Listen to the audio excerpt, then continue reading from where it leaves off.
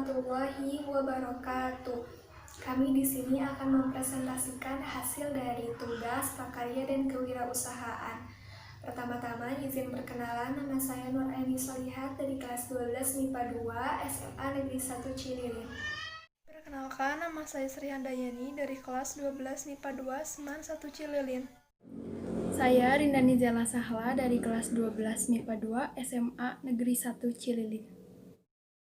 Pertama, kita akan menjelaskan mengenai identifikasi kebutuhan pasar lokal, di mana hasilnya adalah sebagai berikut.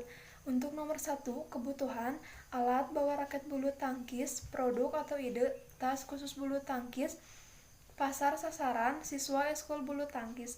Untuk pertanyaan nomor 2, tempat penyimpanan bunga, produk atau ide, pas bunga, pasar sasaran rumah tangga. Ketiga, alat tulis kerja, produk atau ide, pensil, pulpen, dan sebagainya. Pasar sasaran pelajar dan orang kantoran. Keempat, kebutuhan handphone, produk atau ide, cash, pasar sasaran semua kalangan terutama remaja.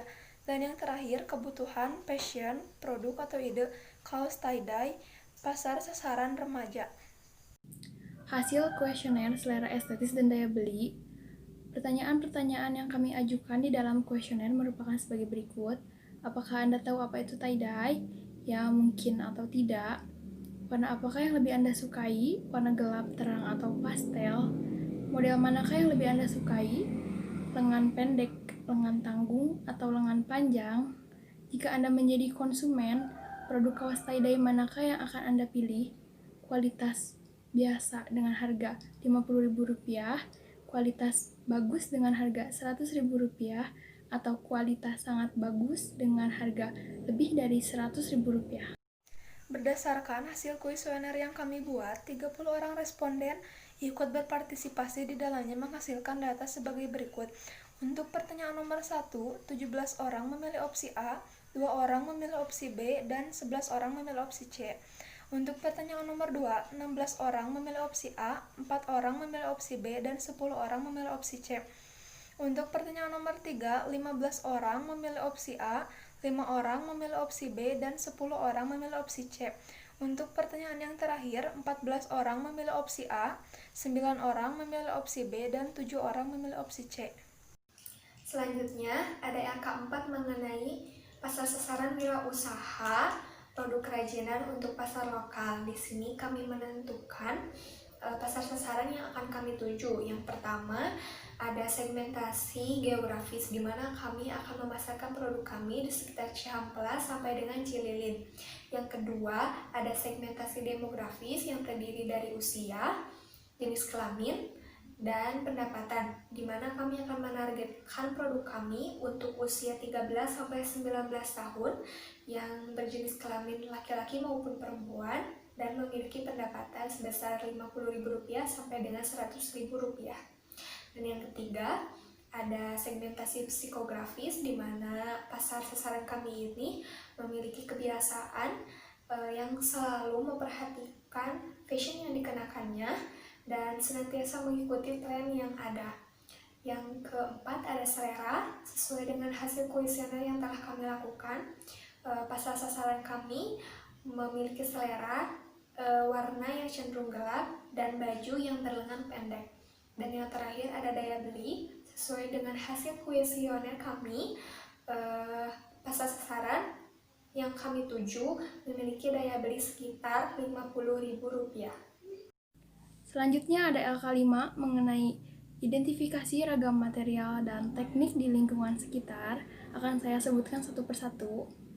Material bambu memiliki ragam teknik anyam, pahat, dan potong sambung dan memiliki contoh bentuk seperti pada PowerPoint yang kami tampilkan.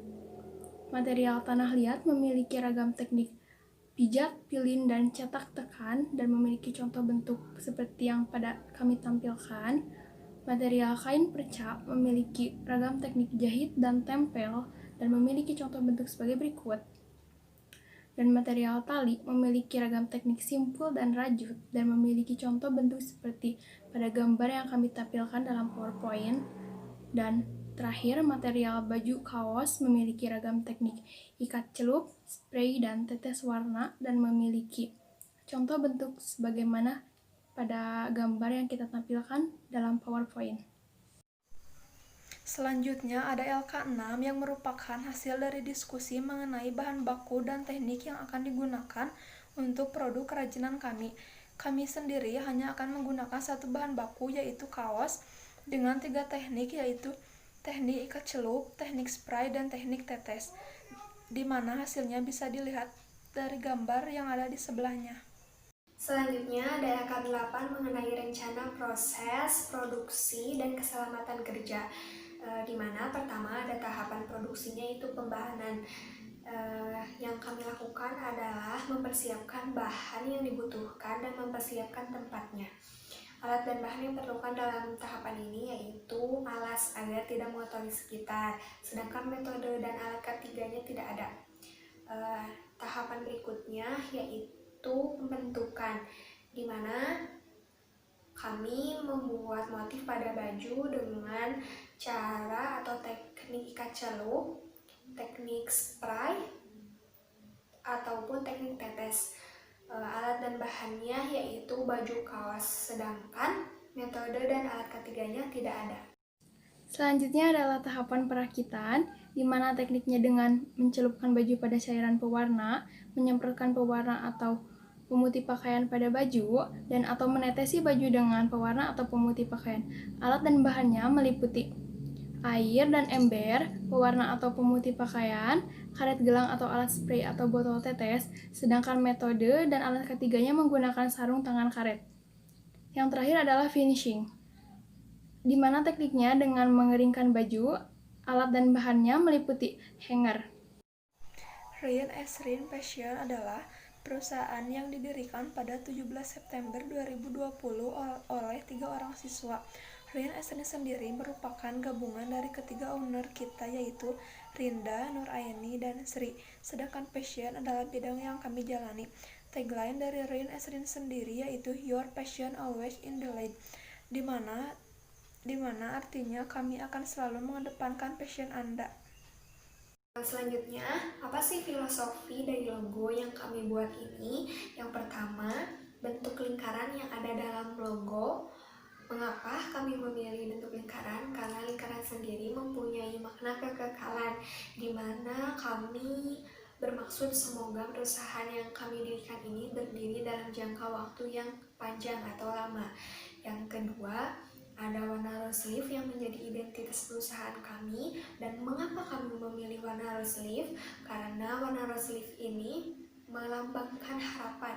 Jadi kami menginginkan perusahaan kami ini selalu diharapkan atau dinanti-nanti oleh masyarakat.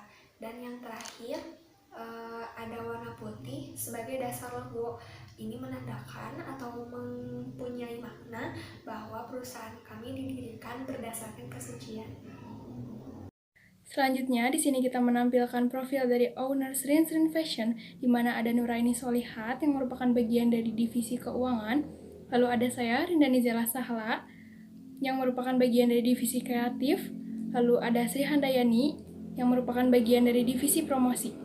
Selanjutnya ada visi dan misi dari perusahaan kami, yaitu visi memperkuat potensi generasi muda yang penuh dengan kreativitas, menjadikan generasi muda sebagai generasi yang mencintai produk lokal.